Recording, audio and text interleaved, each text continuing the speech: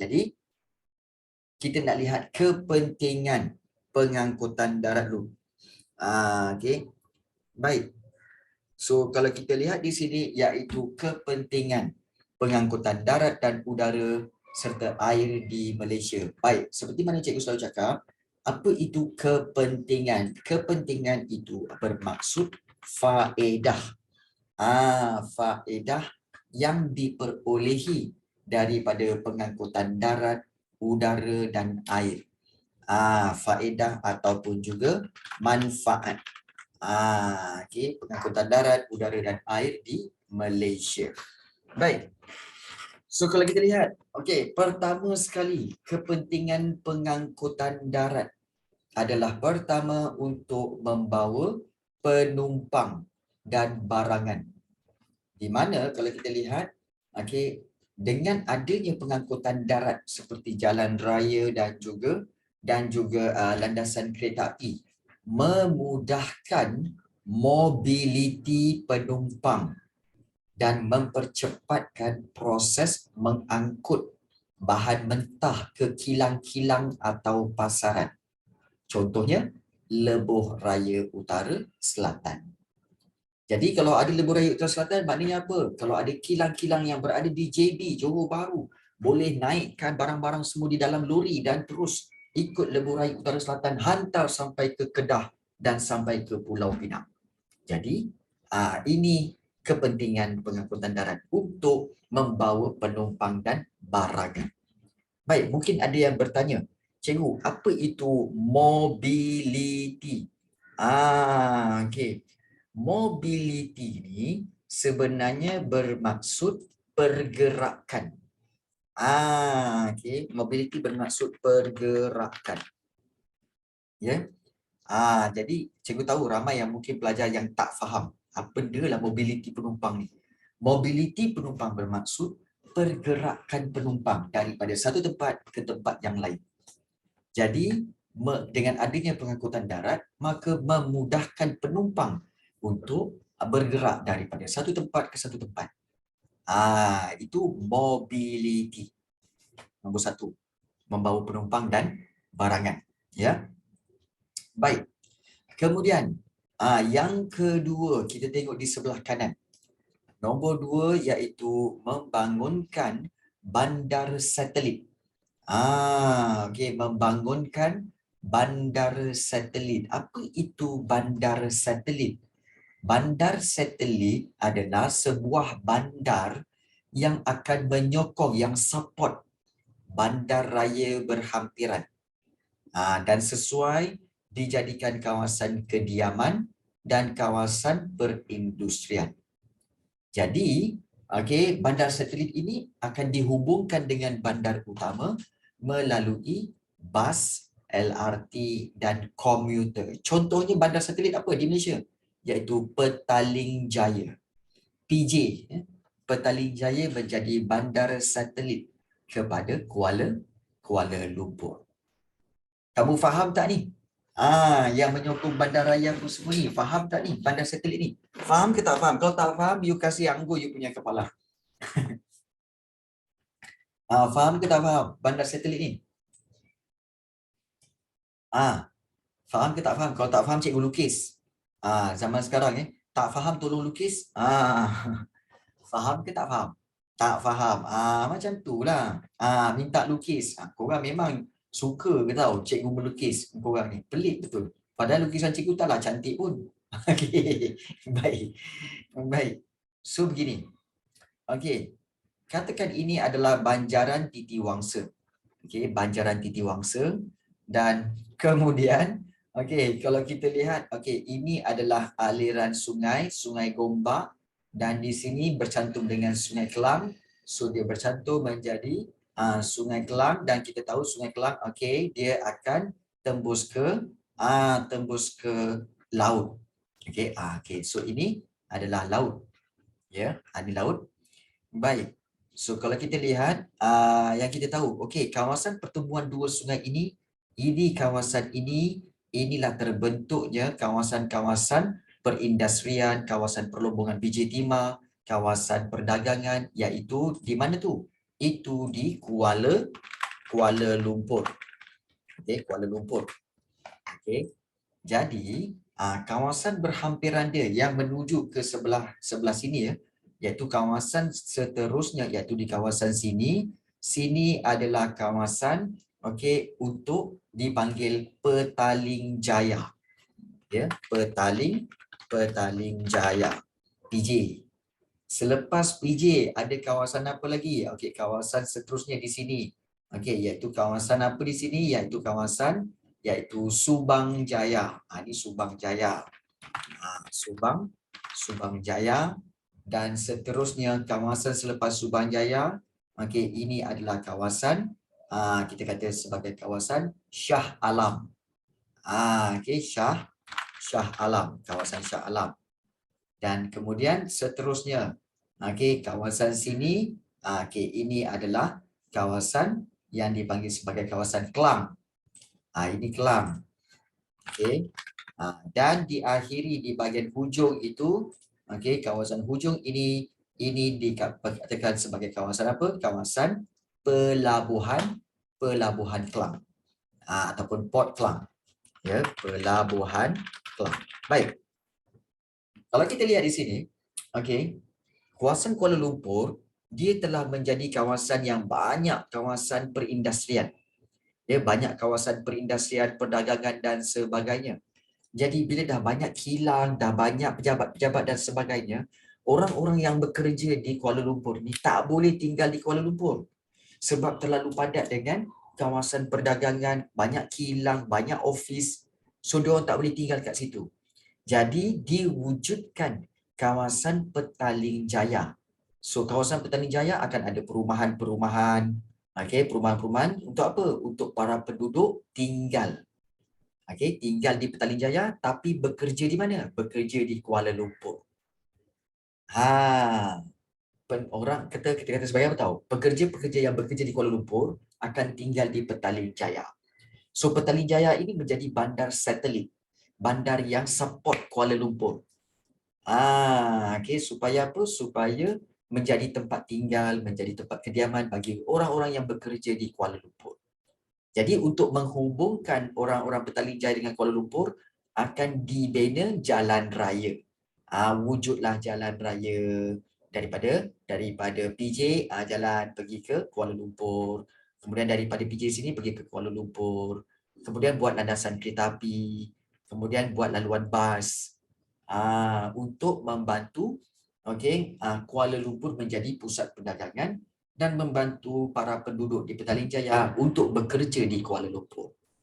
Jadi, Petaling Jaya inilah yang telah menjadi bandar yang menyokong Kuala Lumpur. So, bandar Petaling Jaya ialah bandar satelit. Jadi dia jadi bandar satelit. Boleh faham? Boleh faham tak? Sekarang ni lagi besar. Sebab semakin lama Kuala Lumpur makin besar, maka Petaling Jaya tak cukup. Jadi dibuat pula Subang Jaya. Dibuat pula Subang Jaya untuk jadi apa? Untuk kawasan kediaman juga, supaya dapat support Kuala Lumpur. Dan kemudian Shah Alam juga.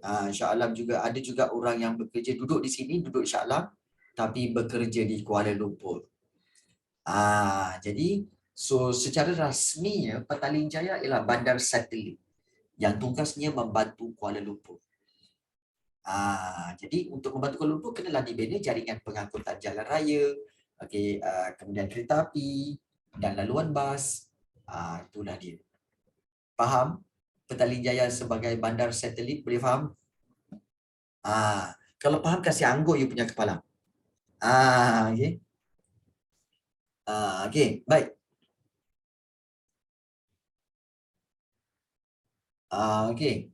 Boleh faham boleh faham. Itulah fungsi bandar satelit. Korang ni faham tak faham? Pasal diam je ni. Korang tidur Kalau tidur, tulis kat sini. Cikgu, saya ngantuk tidur jap. Tulis. Jangan korang diam-diam je. Faham? Kan ada yang tiba-tiba berkeruh. Ada yang berdengkur ni nanti. Baik. Baik, yang pertama, okey, kepentingan pengangkutan darat yang pertama membawa penumpang dan barangan.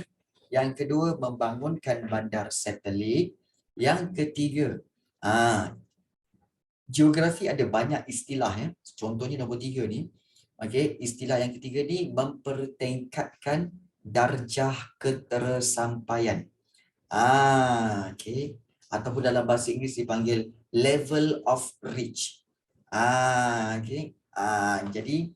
Jadi ataupun level of arrivement ataupun level of reach lah sebenarnya, darjah ketersampaian. Baik, mempertingkatkan darjah ketersampaian iaitu dengan adanya pengangkutan darat, jalan raya, landasan kereta api semua, maka dapat mempertingkatkan darjah ketersampaian dengan menghubungkan kawasan pedalaman. Okey, contohnya kalau kawasan pedalaman di Great Perak dan juga Jeli, Kelantan dapat dihubungkan melalui lebuh raya Timur Barat. Itu yang dikatakan sebagai mempertingkatkan darjah ketersampaian. Darjah ketersampaian ada dua ya. Okey. Okey, ini cikgu mentionkan ya. Darjah ketersampaian. Okey. Baik, kita berhenti sekejap sebab cikgu terdengar laungan azan asar. So kita berhenti sekejap untuk menghormati azan asar sekejap ya. 2 minit. Okey. Mempertingkat darjah ketersampaian. Seperti mana yang cikgu nak maklumkan, darjah ketersampaian ni ada dua. Okey, iaitu darjah ketersampaian tinggi.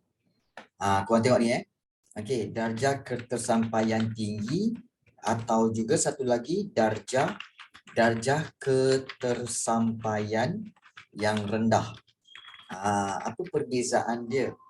Baik, kalau darjah ketersampaian tu tinggi, maksudnya mudah untuk sampai. Mudah untuk sampai ke tempat tersebut.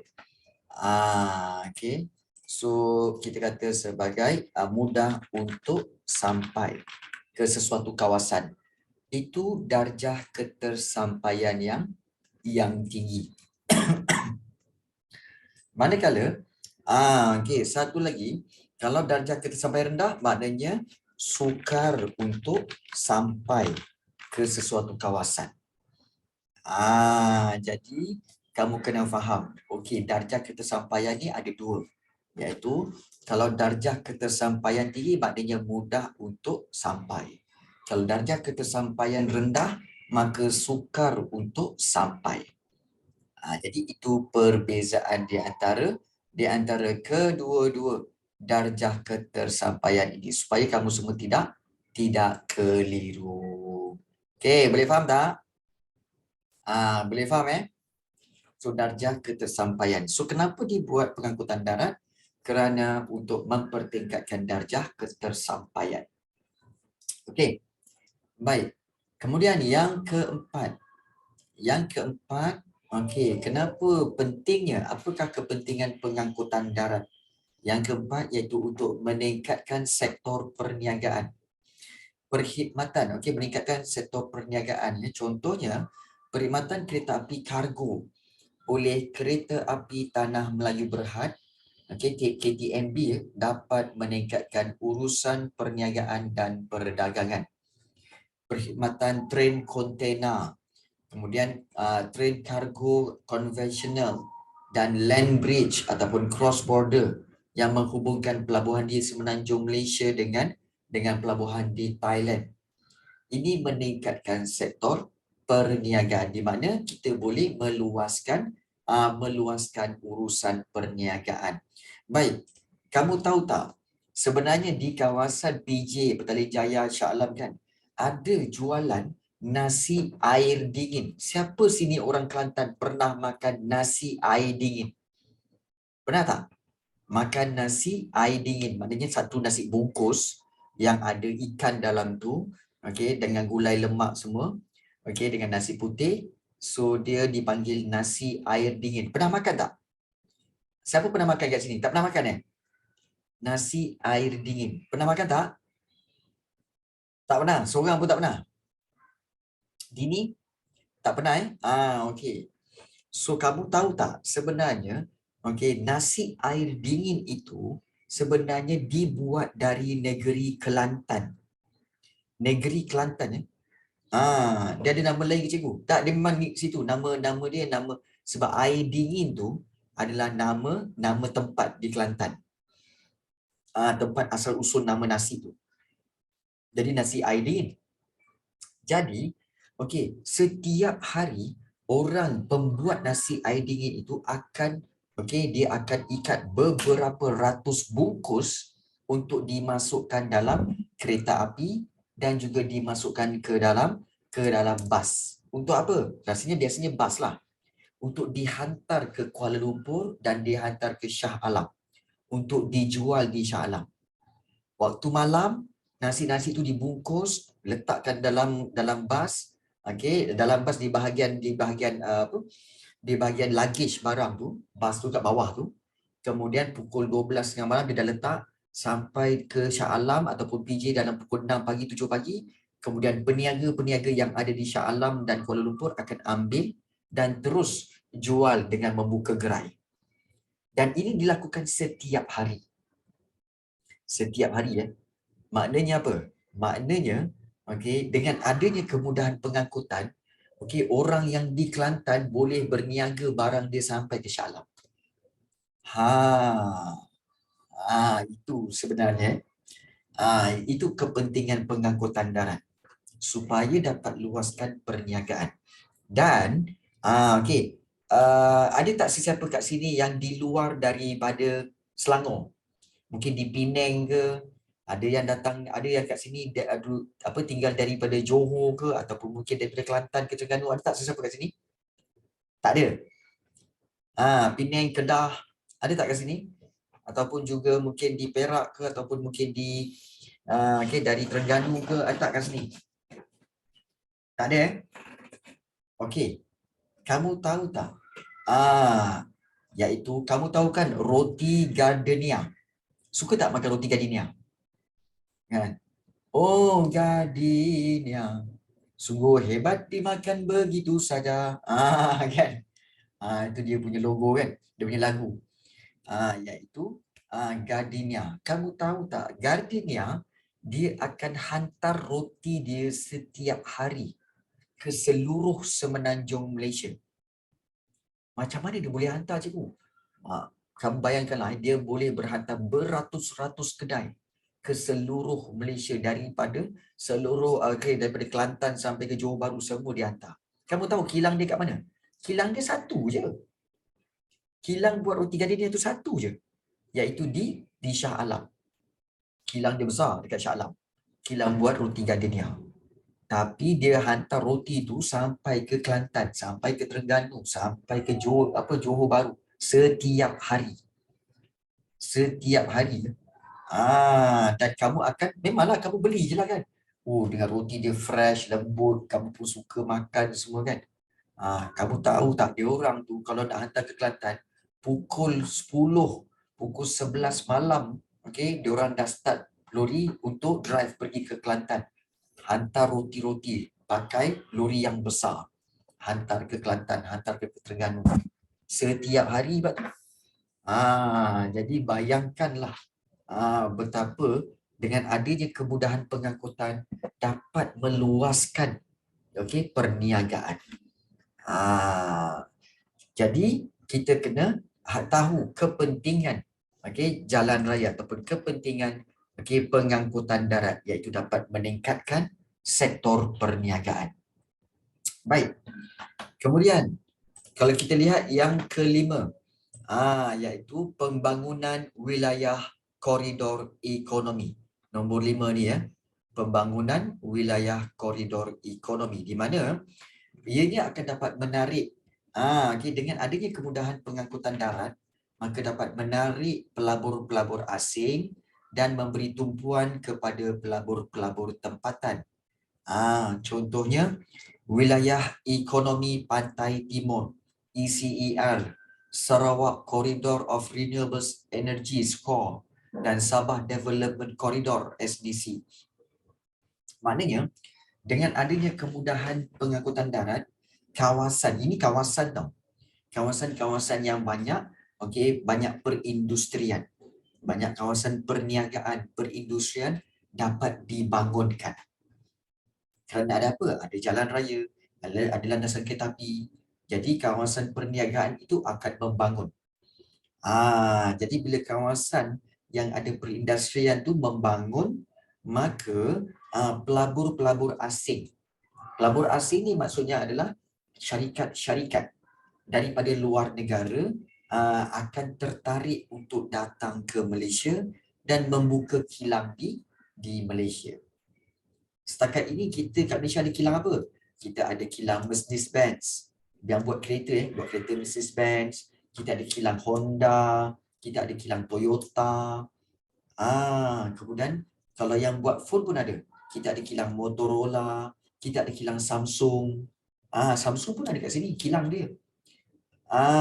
Jadi kenapa mereka ni, orang-orang luar ni, syarikat-syarikat luar ni, mereka suka ataupun sanggup untuk buka kilang di Malaysia?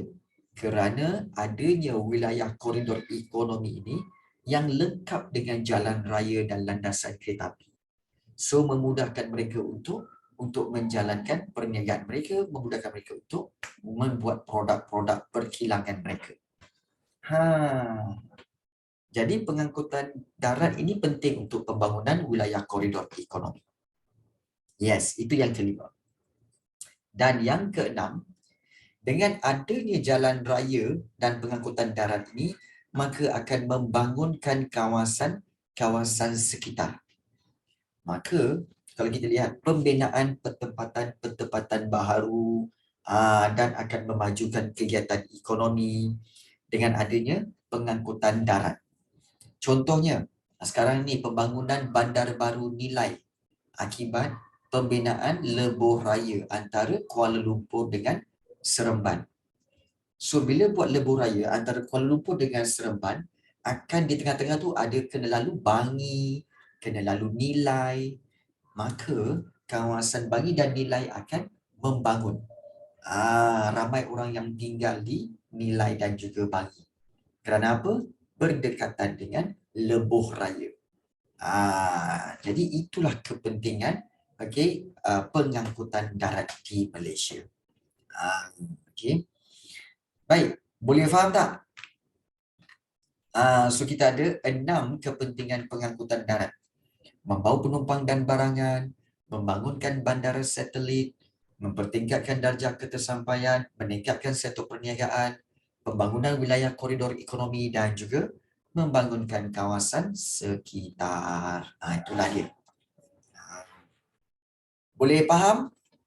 Boleh ada soalan tak nak tanya? Cikgu buka kepada soalan. Kalau nak tanya apa-apa soalan nak tanya, silakan. Okey, nak tanya apa-apa boleh bertanya sekarang.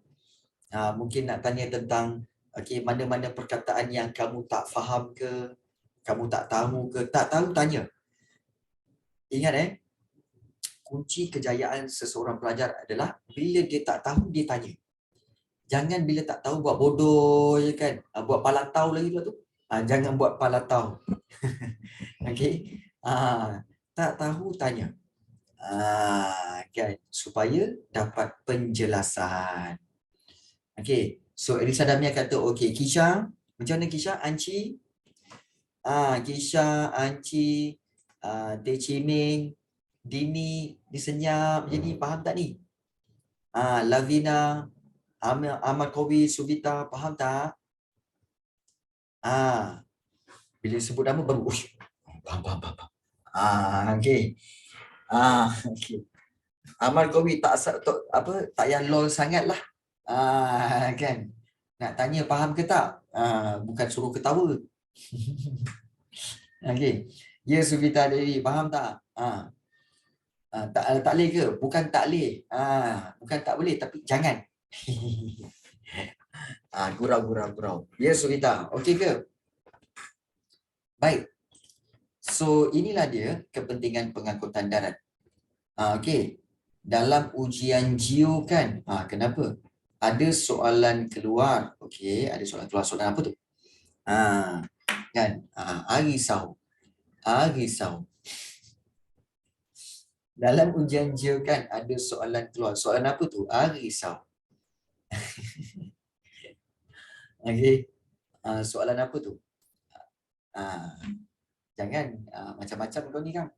Baik. Jelaskan kepentingan pengangkutan awam. Mudah je. Mudah je. Kalau kita lihat, inilah dia pengangkutan awam. Kan? Okey, pengangkutan darat, jalan raya, jalan kereta api, okey, air dan udara. Kepentingan pengangkutan awam. Baik. So, untuk menjawab soalan jelaskan kepentingan pengangkutan awam, paling penting sebenarnya adalah fahami dia punya kehendak soalan. Macam ni. 4 markah. Okey, baik, bagus. Dia macam ni. Okey, so kalau kita lihat di sini, okey kita buat. Okey, jelaskan kepentingan pengangkutan awam di Malaysia dan soalannya memberi 4 markah. So bila 4 markah, kamu dah assume bahawa pastinya kamu nak buat iaitu 2 fakta dan juga pluskan dengan 2 huraian. So macam tu. Okey, 4 markah iaitu 2 fakta dan juga 2 huraian. Okey, 2 fakta dan 2 huraian. So, baik. So macam mana nak beri jawapan? Baik. So kamu tengok balik soalan tu. Jelaskan kepentingan pengangkutan awam di Malaysia. Maknanya kamu fahami balik apa itu kepentingan. Kepentingan bermaksud faedah. Okey, ataupun manfaat. Ataupun dalam bahasa Jawanya benefit. Dalam bahasa Jawa ya, benefit. Okey. Okey. So faedah, manfaat, benefit pengangkutan awam. Pengangkutan awam ni maknanya apa? Seperti bas, kemudian juga teksi, kemudian juga seperti kereta api, okey, dan juga feri dan sebagainya. Jadi, okey. So kalau kita lihat apakah kepentingan pengangkutan awam? Baik. So kita berikan poin faktanya. Okey. So fakta yang pertama, okey kita letak fakta 1. Okey, F1 fakta 1, okey apakah kepentingan dia? Iaitu untuk apa? Okey, iaitu untuk memudahkan pergerakan. Kita baru belajar tadi kan? Ataupun memudahkan mobility. Okey, mobility orang ramai. Okey, untuk untuk bergerak ke sesuatu ke suatu tempat. Ke suatu tempat. Jadi memudahkan mobiliti orang ramai untuk bergerak ke suatu tempat. Huraiannya. So kita boleh letak lagi huraian. Huraiannya iaitu mobiliti ataupun pergerakan orang ramai bertujuan untuk pelbagai tujuan, ya, untuk pelbagai tujuan. Seperti apa? Seperti urusan pekerjaan, urusan pekerjaan, penghantaran barang, penghantaran barang, dan rekreasi, macam tu. Jadi dengan adanya pengangkutan awam memudahkan mobiliti orang ramai untuk bergerak ke suatu tempat. Dan mobiliti orang ramai ini untuk pelbagai tujuan seperti urusan pekerjaan, penghantaran barang dan juga mungkin untuk rekreasi. Itu yang pertama. Dan dan yang kedua, kita ambil fakta kedua, iaitu kepentingan pengangkutan awam, iaitu dapat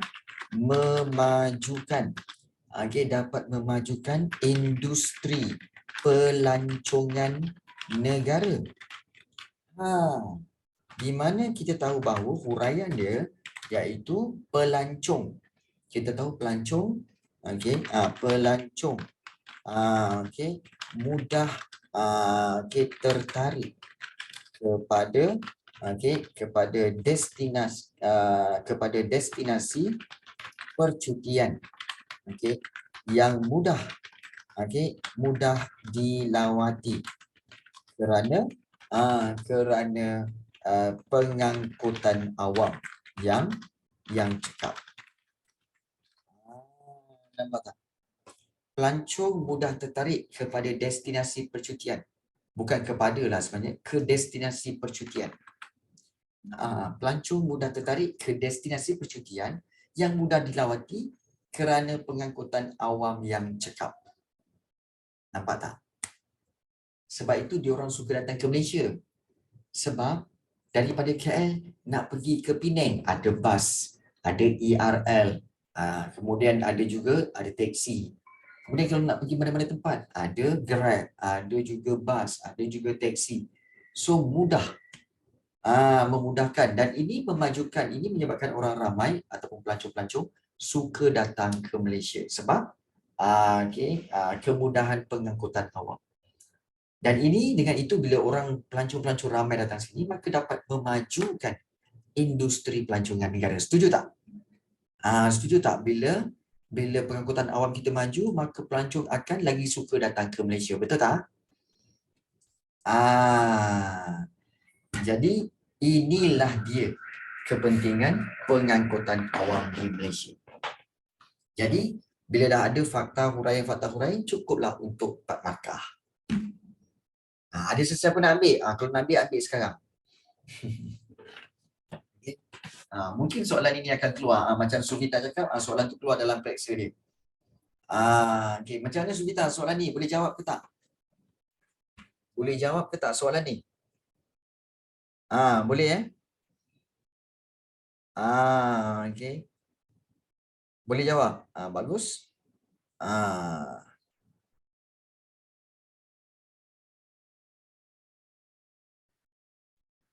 Okey, dapat?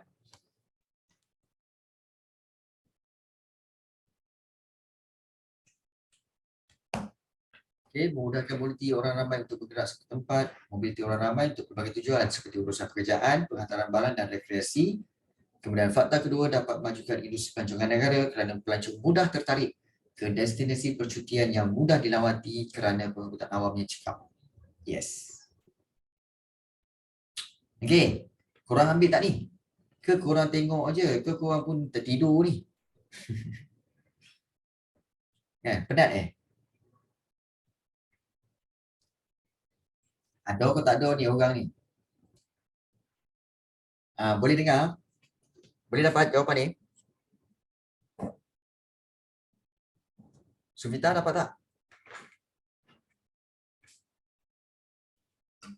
Dapat. Okey, baik, bagus. Okey. Baik, itulah cara bagaimana untuk menjawab soalan geografi. So, cikgu harap kamu dah tahu bahawa inilah cara bagaimana untuk mendapatkan 4 markah daripada soalan-soalan seperti ini. Ya. Okey. Baik. Seterusnya kita akan teruskan dengan sikit lagi. Iaitu faktor-faktor yang mempengaruhi ini dah. Ini dah. Kepentingan pengangkutan darat dah. Kita nak tengok kepentingan pengangkutan laut dan juga kepentingan pengangkutan udara. Jom. Kepentingan udara. Kepentingan pengangkutan udara. Saya dapat satu. Tak apa. Boleh perbaiki lagi selepas ini ya. Baik, kita tengok kepentingan pengangkutan udara. Apakah kepentingan dia? Untuk menggalakkan integrasi nasional. Iaitu untuk menggalakkan perhubungan di antara Semenanjung Malaysia dengan Sabah Sarawak. Nampak tak ni? Menghubungkan Semenanjung Malaysia dengan Sarawak dan juga Sabah. Itu pentingnya pengangkutan udara. Sebab kena cross laut kan. Jadi kena guna kapal terbang lah. Pengangkutan udara. Jadi ini dapat menggalakkan integrasi. Iaitu integrasi itu apa maksud cikgu?